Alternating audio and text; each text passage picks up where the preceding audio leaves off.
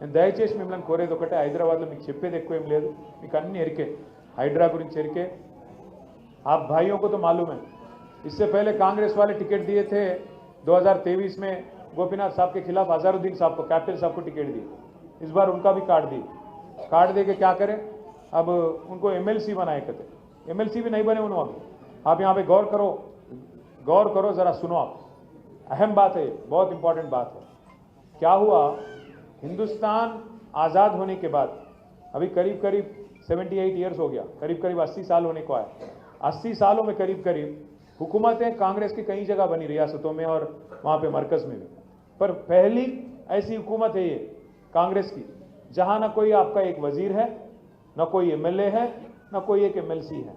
MLC क्या हुआ, वो जुलाई 2023 में केसीआर साहब जब मुख्यमंत्री थे, यहाँ के वजीर आला थे, तब उन्होंने नॉमिनेट किया 2 लीडरों को, हमारे श्रावण भाई को और सत्यनारायण साहब को।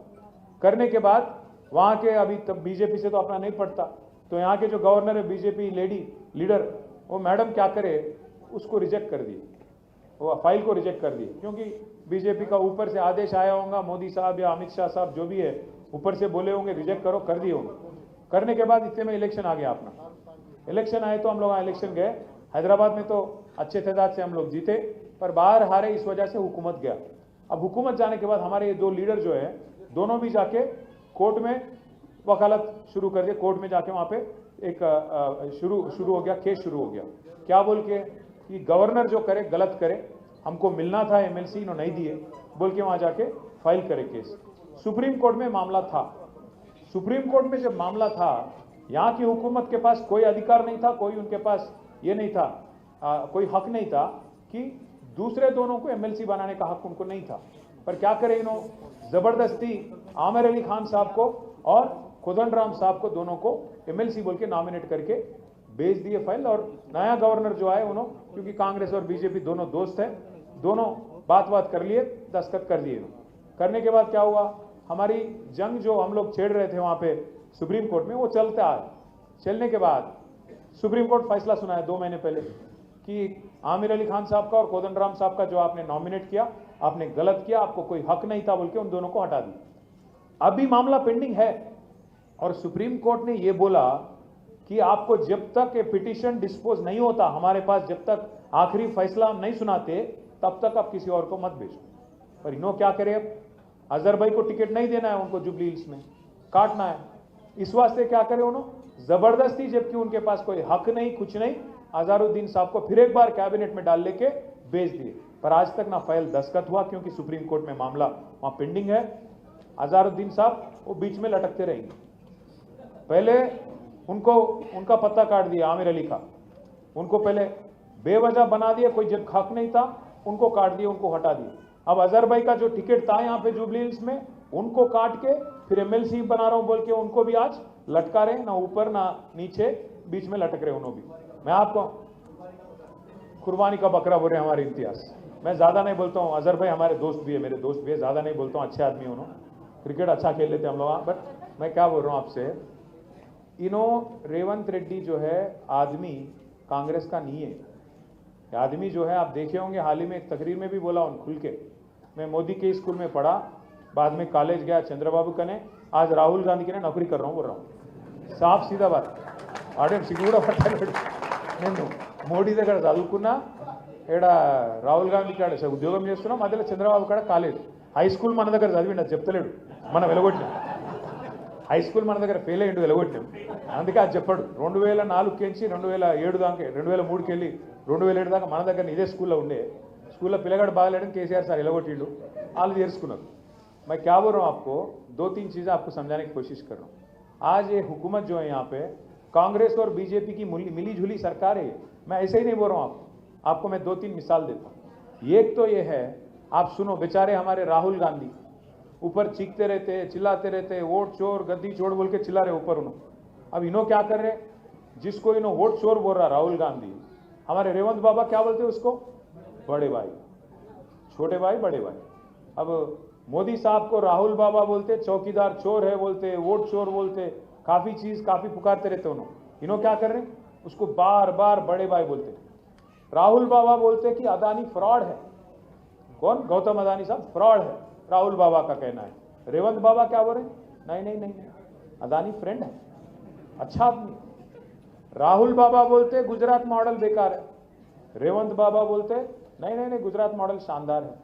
राहुल बाबा बोलते सीबीआई खराब चीज है, सीबीआई बीजेपी के हाथों में एक इंस्ट्रूमेंट है, गलत इस्तेमाल कर रहे हैं आप लोग। क्या बोल रहे हैं? नहीं सीबीआई बहुत अच्छी चीज है, केसीआर को अंदर डालने के लिए सीबीआई को दे दो। कर्नाटक में नो एंट्री है सीबीआई को, पर तेलंगाना में बराबर का एंट्री है। क्यों हो रहा है सब? क्योंकि दोनों बड़े भाई छोटे भाई मिले हुए हैं। एक और चीज भी मैं आपसे कह रहा हूं, आप सुन लो, जरा गौर करो इस बात पे। खास हमारे जितने दानिशमंद भाई हैं, बुजुर्ग यहाँ पे लीडर हैं, आप तमाम भाइयों से बहनों से मैं गुजारिश कर रहा हूँ, वक्फ की जो एक्ट आई थी हाल ही में पार्लियामेंट में, वक्फ अमेंडमेंट बिल आई थी, तो हम उसका मुखालिफत करें, बीआरएस खिलाफ वोट करें, हम आवाज उठाए, लड़े आपके वास्ते, बोले हमारे 4 वोट जो है राज्यसभा में, क्योंकि लोकसभा में तो हम है नहीं, तो राज्यसभा में जो 4 वोट थे, हम आपके लिए वक्फ एक्ट को हम लोग मुखालिफत करें, वोट भी उसके खिलाफ करें। पर बीजेपी के पास ताकत था, उसके साथियों के पास ताकत था, तो बिल पास हो गया। बिल पास होने के बाद वक्फ बिल पूरे हिंदुस्तान में 28 रियासत है, पहली रियासत जो कानून बनने के बाद दिल्ली में पहली रियासत उसको अमल करने वाली कौन सी है पता है आपको? तेलंगाना। समझे आप? 28 रियासतों में 3 जगह कांग्रेस का हुकूमत है, बाकी करीब करीब 20 जगह बीजेपी का हुकूमत है। 20 लोगों को कोई जल्दी नहीं थी, बीजेपी वालों को, बीजेपी चीफ मिनिस्टरों को। हमारे चीफ मिनिस्टर साहब को काफी जल्दी थी कि कुछ भी करके इसको जल्द से जल्द लागू करना है, अमल करना है। कहां की रीत है ये? काय को कर रहे थे आप? जबकि कोई बीजेपी चीफ मिनिस्टर नहीं कर रहा, कोई और कांग्रेस चीफ मिनिस्टर नहीं कर रहा, काय को आप करें? सवाल करो आप। कांग्रेस का जो कैंडिडेट आएगा कल गलियों में, कांग्रेस को जो मिनिस्टर आज घूम रहे गलियों में, जब गोपन्ना थे कोई नहीं दिख रहे थे यहाँ पे, मागंटी गोपीनाथ साहब जब थे कोई नहीं आ रहे थे कांग्रेस लीडर, आज बड़े बड़े घूम रहे, इधर लीडर उधर लीडर, टोपी पहन के, टोपी करके, आपको टोपी लगाने के लिए घूम रहे हो लोग, और कुछ नहीं। याद करो, पूछो उनसे कि क्या जल्दी थी आपको कि वक्फ बिल आप पहले लागू करें। अब तो सुप्रीम कोर्ट में स्टे आ गया, वो अलग बात है, पर वो स्टे आने से पहले ही अमल करने वाला चीफ मिनिस्टर रेवंत रेड्डी है। इस वास्ते मैं बोल रहा हूं भाइयों, कांग्रेस का चीफ मिनिस्टर नहीं है, मिली जुली सरकार जो कांग्रेस और बीजेपी का है, दोनों का चीफ मिनिस्टर है। समझने की कोशिश करो, दोनों का एक ही चक्कर है, इधर ఒకటే आलोचना, कांग्रेस दी बीजेपी दी, जो एकलौती आवाज है तेलंगाना का, केसीआर का, इसको दबाना है, इसको खत्म करना है। కాంగ్రెస్ బీజేపీ ఇద్దరు ఎత్తుగడ ఒకటే। కేసీఆర్ గారు ఏదైతే 10 ఏళ్ళు తెలంగాణను ఒక చిన్న బిడ్డ లెక్క సాకిండో, తెలంగాణను కాపాడిండో, ఆ తెలంగాణలో కేసీఆర్ లేకుండా చేయాలి, గులాబీ జెండా ఎగరకుండా చేయాలి, మనం కొట్లాడుకోవాలి, मैदान खाली కావాలి। कांग्रेस और बीजेपी रहना, फिर तो बीजेपी के लिए आसान हो जाता ना, कांग्रेस बोलते फुटबॉल खेल लेते हो लोग, मालूम है उनको। అందుకే కేసీఆర్ను ఖతం చేస్తే కాంగ్రెస్ను ఫుట్బాల్ ఆడుకోవచ్చని బీజేపీ అని ఆలోచన, వీళ్ళేమో మనని ఖతం చేయాలని ఇల్లు తిరుగుతారు। దయచేసి నేను మీకు కోరేది ఒకటే, ఈ ఎలక్షన్ ఒక జూబ్లీహిల్స్ ఎలక్షన్ కాదు, ఈ ఎలక్షన్ రేపటి రోజున మన తెలంగాణ భవిష్యత్తు ఏసుండాలి, ఎటు పోవాలి అని చెప్పే ఎలక్షన్ తప్ప ఇంకోటి కాదు। మనం ఖచ్చితంగా అందరం కూడా ఎక్కడోళ్ళం అక్కడ కొంత తనలాడాలి। ఇప్పుడు 5 డివిజన్లకు, 6 డివిజన్లకు, 4 డివిజన్లకు మీకు ఇన్ఛార్జ్లు వేసారు, వాళ్ళందరూ మీ దగ్గరకు వస్తారు। కృష్ణారావు గారు మీతోనే ఉంటారు। మీతో నా ప్రార్థన ఏంటి అంటే, జర ఇక అధికారం ఉంది కాబట్టి కాంగ్రెస్ వాళ్ళు కొద్దిగా డ్రామా ఎక్కువ చేస్తారు, ఏ పోలీస్కు బోల్తాం, ఏ కడతాం ఓ కడతాం అని చెప్పి బెదిరించే ప్రయత్నం చేస్తారు। బెదిరిస్తే బెదిరిపోదామా? కేసులు పెడితే భయపడదామా? భయపడతారే? కేసులు పెడితే భయపడితే మనం లీడర్లుగా అమ్మారు, అరే కేసులు పెడితేనే భయపడిపోతే బీరిపోతే మనం ఎట్లా లీడర్లు అవుతాం? మనము న్యాయం కోసం కొట్లాడదాం, ధర్మం కోసం కొట్లాడదాం। నువ్వు ఇచ్చిన 420 హామీలు ఏమైనా అని అడుగుదాం।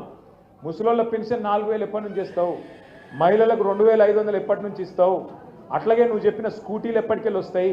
తులం బంగారం ఎక్కడ పోయింది? రైతులకు రైతు బంధు ఎందుకు ఇస్తలేవు? ఈ లైన్లో ఖచ్చితంగా మాట్లాడాలి, ఖచ్చితంగా నిలదీయాలి। ఇంకొక మాట కూడా నేను మీకు విజ్ఞప్తి చేస్తా ఉన్నాను, ఈ గవర్నమెంట్కు వాళ్ళకు సోయి లేదు, ఏం చేయాలనో ఆలోచన కూడా వాళ్ళకి లేదు।